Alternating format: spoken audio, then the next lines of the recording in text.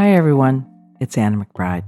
Welcome back to She Asked, the tools of practical hope. In this show, we explore topics of growth, healing, and recovery, offering you tips and guidelines to help you along your personal journey. Today, I want to share with you about a story that shaped my life, has impacted it in so many ways, and continues to. It actually is one of my favorite things to talk about. The story is called the Bhagavad Gita. It's an ancient text that comes from India. And it's a story that I was first introduced to when I was a freshman in college back in 1981. I was a literature major, and we had to read several different types of literature, but this was one, and I didn't get it. I didn't understand it. The translation that we were offered seemed a little dry and a little bit didactic. And yet I did what every student did. I read as best as I could. I got all the Spark notes and the cheat sheets and the things to help me get through the exams on it. And then I put it away. I let it go and went on with my life. At a certain point, I got into yoga and meditation. This was probably another 12 years later. I was already a mother and married. And as a part of my meditation yoga studies, I came back to this story and I kept saying to myself, this seems so familiar. And then I remembered about it, and yet I still didn't fully appreciate the impact it would have on my life.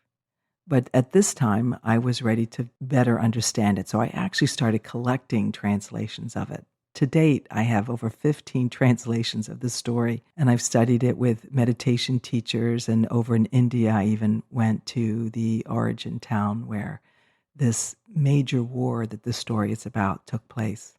The war is called the Mahabharata, and the town is called Kshetra, which is in a part of India near New Delhi. So what is the story about? The story is about a conversation that happens between a man, a character that's portrayed as a man, and God. Or in the case of that story, the man was an archer named Arjuna, and the God was represented by a charioteer character named Krishna. And in the Indian culture, in Hindi especially, they have many names for God, 108 to be exact, maybe more than that. And yet, for the purposes of this text, when God is represented as a man, he is always called Krishna. And so in this story, Krishna opens up on the eve of a great battle that was about to take place. And Arjuna is having what's known as a crisis of faith. He is as known as being one of the best, if not the best, archer of all time. And this was the way that wars happened back then. They used bow and arrows and not guns. And the way transportation happened back then, it was with a chariot and horses. So Arjuna was about to go to battle and lead his side of the battle for sake of land. And he knew that to fight over land meant that he was really fighting family, relatives. However stretched apart they were fighting over land, and he did not want to participate in that. He did not want to kill one more person for land. For sake of not really describing it perfectly, I just want you to know that he was having this crisis, and he was really hoping somebody could help him with that answer. In walks Krishna, and he shows up as this charioteer that's going to help lead him into battle. And he begins this conversation with Arjuna, and he asks Arjuna, what do you really need to know? And Arjuna says, I don't know why I'm here. I don't know why I'm always being called to this service. Why is it that I have to kill one more person for land? And Krishna, in his wisdom, replied to him, of course you don't know who you are or why you're here, because you don't really know who you truly are at your essence. You don't know who you are. And if you don't know who you are, you don't know why you have to do what you do.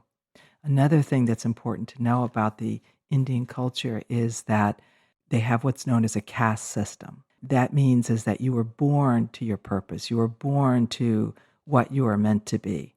And at the time that Arjuna was alive, it was this practice, which is somewhat disassembled now as I understand it, but back then you were definitely born to a certain role. And there was no getting out of that role. Arjuna was born to be a warrior. So, for all extents and purposes, that's all he was supposed to be doing. He couldn't go off and do something else. Well, this conversation that he had with God was all about understanding why is it that he needs to do what he's doing. And so they got into this conversation, which speaks to one of the main themes of this story, and that is it is important to know why you're here. It's important to know who you are so that if you know who you are, you'll know what to do. And I find that in my life experience, this is one question that I contemplate not only for myself, but that I get to have with many people who get discouraged that they're not quite achieving what they think they're supposed to achieve. They haven't found their purpose in life. I certainly was someone like that. Now I've come to appreciate, having read this story over and over and talked about it so many times, that the purpose is actually a lot simpler than you think. Often we mistake what's right in front of us as being just a problem, when really it could have a lot of meaning and be very purposeful. Right now, whatever you're facing is your purpose. Right now, whatever challenge you are dealing with is your purpose. The story teaches us that right here, right now, whatever is going on is the only thing we're supposed to be focusing on. So for you, if that is, let's say, marriage, or if that is parenthood, or if that is working as a volunteer in some capacity, or teaching, or being a sister or a brother or a cousin, or dealing with death, or dealing with financial challenges, or dealing with any kind of situation, that is your purpose, because all we have is what's happening right now. In back to the story of Arjuna, Krishna said, "You are a warrior. That is why you are here at this moment facing this battle." And for you to think that that's not a good enough calling for you is to question what's happening right now.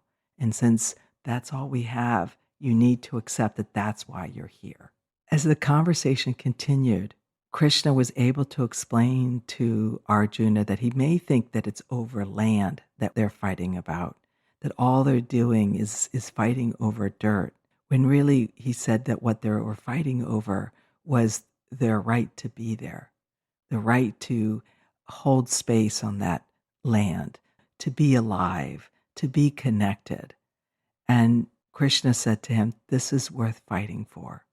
You have to be present, completely present, to know the meaning of that." And often, as you might know, I certainly came to appreciate, is most of us are worried about where we were yesterday or where we're headed tomorrow. So few of us really stay that present to really understand the purpose of this moment. Big theme in that story. Then he said to Arjuna, not only is it important that you know why you're here, it's important that you just do just that. That one thing, whatever that one thing or that two things or those three things are, no more than that, that's what you're meant to do.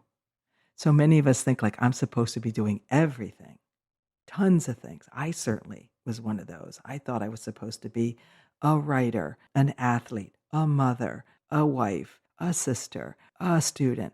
And yes, these are different roles that I was playing. But essentially, there was only really one thing that I'm here to do, and that is to be Anna. Anna at her core. And Anna has to really know who Anna is to know what my real purpose in this life is about. It can go deep, but this is part of why it's such an amazing story, because it really asks us to go deep within and understand that we have deeper meanings within us, and we have to stop looking outside of us in order to find the answers. The third thing that comes from this story is this idea of having an outlook that lets go of the outcome. Most people think that I've got to do something to be successful and then make a lot of money, and then I make people happy, and I get married, and then I have children, and then I live happily ever after. Well, maybe. However, the story of Arjuna and what Krishna was leading him to or guiding him to be is know your duty, do it full out, and let go of the outcome. You don't know if you're going to win. You don't know if you're going to lose. Yet, if you are present for the process, that's what matters. Be present. Be connected to what's going on and let go of where you may end up, because where you may end up may be different than what you think. It actually might be better. The fourth lesson from this story is that we are all meant to be of service. And so the way that Krishna described that to Arjuna is that everything that man is doing is meant to be in devotion to God, be in devotion to higher power, to spirit, to life. We're meant to be here to help add value, to take care of each other, to be of service. I love this theme the most because it's what's guided me in my life. I was raised by a mother who was always guided to service, and it's been a main theme in my family of origin and in my life. How can I be of service to others? And it's a really great lesson to take from this story, because if we can be of service, we can aim for higher things. And as I get older, it's really the only thing I want to do is to find ways to be of service. Certainly, I have to take care of myself. Certainly, I have to find a way to have an income. Yet, for me, the true income comes out of me being of service. And when I'm of service and I'm able to help people connect with stories that lead to healing, then that's me doing my part on this earth at this time. It's the best I can do. Now, here's another thing about this story that I think is pretty great. It's influenced a lot of people. Some of the people you'll know, and then some that you might not think of. Henry David Thoreau, Walt Whitman, Mahatma Gandhi, Joseph Campbell, to name four big hitters. All were Bhagavad Gita carriers, and they embodied it and lived it in their life. In fact, the hero's journey is supposedly based on that story. There's so many writings by Henry David Thoreau and Walt Whitman that are all based on that story. They changed the trajectory of their lives, all these people I've mentioned, because of the Bhagavad Gita, the idea of knowing what your purpose is, living it full out, letting go of the outcome, and doing it in service, and making that the cornerstone of their life.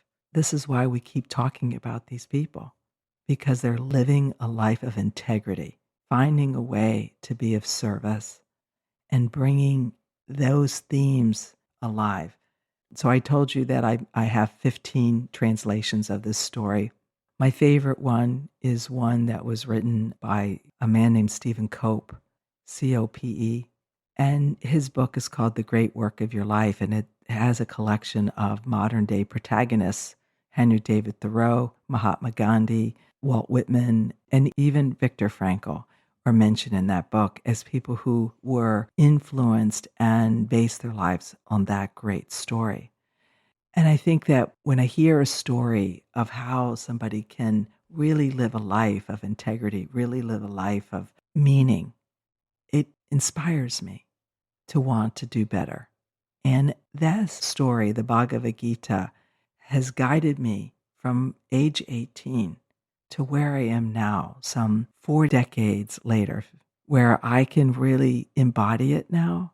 I understand it. It took this long for me to really, really get it, talking about it, finding ways to bring it alive in my life and share it with friends and family and students and clients. Wherever I can, I talk about the story, because I think there's no greater purpose than to know who you are and then to find a way to be of service. And when you can do those two things, you will be successful. You will find your way. And more importantly, you will add to the healing on this planet. Being of service is one of my hot buttons and one of the things that I love to talk about. And I hope that this is giving you some information about a great story that can hopefully inspire you and help you to think about who you are, why you're here, and how is it that you can be of more service. So thank you for letting me share that with you. This is Anna McBride with the She Asked. And until soon, be well.